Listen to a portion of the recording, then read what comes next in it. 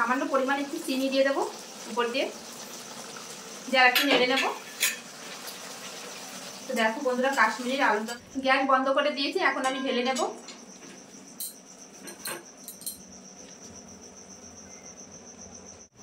নমস্কার বন্ধুরা, তোমাদের সবাইকে অনেক অনেক স্বাগত জানাই বন্যা রান্নাঘরে। আজকে কিন্তু আমি একটা রেসিপিও বানাবো, সেটা হচ্ছে কাশ্মীরি আলুর দম। অনেকেই খেয়েছো, আবার অনেকেই খাওনি। তো এই ভিডিওটা দেখার পরে অবশ্যই কিন্তু বাড়িতে একবার ট্রাই করবে, আশা করি তোমাদের অনেক অনেক ভালো লাগবে। আর দেখো আমি কিভাবে কিন্তু আজকে এই কাশ্মীরি আলুর দমটা বানাই। তো প্রথম থেকে শেষ পর্যন্ত ভিডিওটি দেখবে, আশা করি তোমাদের অনেক অনেক ভালো লাগবে। বন্ধুরা, যে সকল বন্ধুরা নতুন ইউটিউব থেকে দেখলে অবশ্যই চ্যানেলটি সাবস্ক্রাইব করে কিন্তু আমার পাশে থাকবে। তো দেখো আমি কিভাবে বানাই কাশ্মীরি আলুর দম। কাশ্মীরি আলুর দম বানাতে কিন্তু একটা মশলা বানিয়ে নেবো প্রথমে। তো মশলার মধ্যে দেখো আমি কি কি নিয়েছি। এখানে নিয়েছি গোটা ধনে, গোটা মৌরি, গোটা জিরে, আর নিয়েছি গোলমরিচ, নিয়েছি দারচিনি, এলাচ আর লবঙ্গ, আর নিয়েছি একটা বড় এলাচ।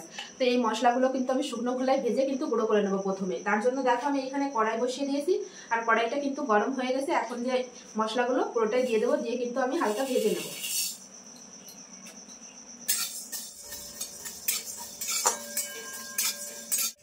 মশলাগুলো কিন্তু আমি খুব ভালো করে ভেজে নিয়েছি শুকনো খোলায়। তো এখন আমি নামিয়ে নেব। এই মশলাগুলো কিন্তু একটু ঠান্ডা হওয়ার পরে কিন্তু আমি মিহি করে গুঁড়ো করে নেব। কড়াই তো অলরেডি গরম আছেই, তো আমি এখন দিয়ে দেব সরষের তেল কড়াইতে। কাশ্মীরের আলুর দম তো আলু তো থাকবেই।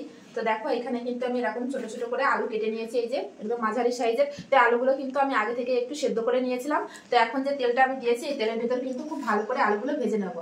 আর এই কাশ্মীরি আলুর দমে আলুটা যদি ভালো করে ভাজা হয়, খেতে কিন্তু দুর্দান্ত লাগে বন্ধুরা।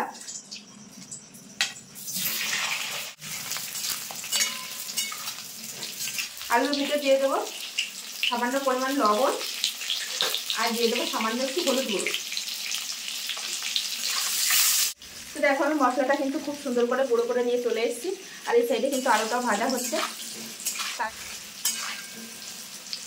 এই সাইডে আলু ভাজা হতে হতে আমি কিন্তু এই সাইডে একটা মশলা পেস্ট বানিয়ে নেবো। তো তার জন্য নিয়েছি কিন্তু টক দই।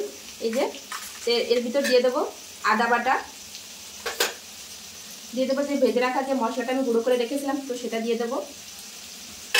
আর যেহেতু কাশ্মীরি আলুর দম আর কাশ্মীরি লঙ্কা থাকবে না, সেটা কখনো হয় নাকি, তো তার জন্য দিয়ে দেবো কাশ্মীরি লঙ্কার গুঁড়ো। দিয়ে আবার সুন্দর করে মিশিয়ে নেব।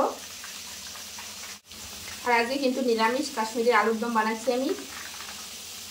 আলুগুলো কিন্তু খুব সুন্দর করে লাল লাল করে ভেজে নিয়েছি। আর এই কাশ্মীরি আলুর দমে যদি আলুগুলো খুব ভালো করে ভাজা হয়, খেতে কিন্তু খুবই ভালো লাগে বন্ধুরা।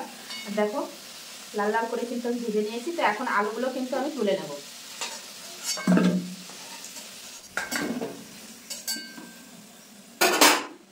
ওই তেলের ভিতরে আমি দিয়ে দেবো হিং।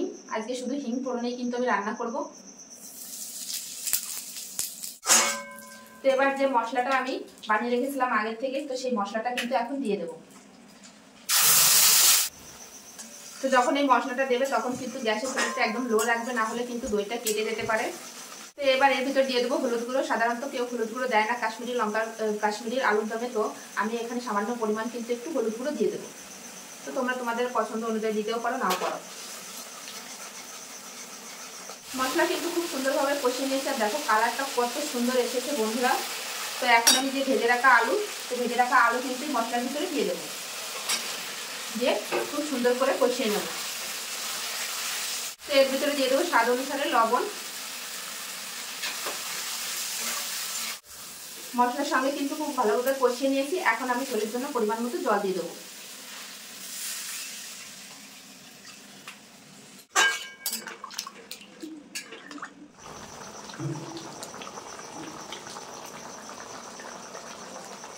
কিন্তু আমি খানিকক্ষণ ফুটিয়ে নিয়েছি। এবার সামান্য পরিমাণ একটু চিনি দিয়ে দেবো উপর দিয়ে, যা একটু নেড়ে নেব।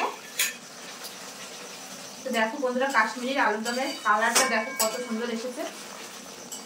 কালারটা যদি এত সুন্দর হয়, তাহলে খেতে কেমন লাগবে বলো।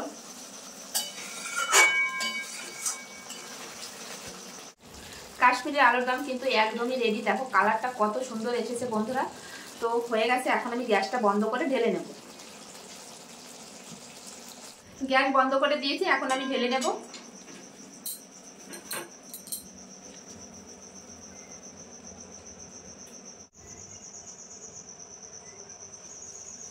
কাশ্মীরের আলুর দম কিন্তু একদম রেডি। দেখো বন্ধুরা, দেখলেই তোমরা বুঝতে পারছো কত সুন্দর হয়েছে, আর কালারটাও কিন্তু দুর্দান্ত এসেছে। তো এটা তোমরা রুটি, লুচি, পরোটা সবটার সঙ্গেই কিন্তু খেতে পারবে, দুর্দান্ত লাগে।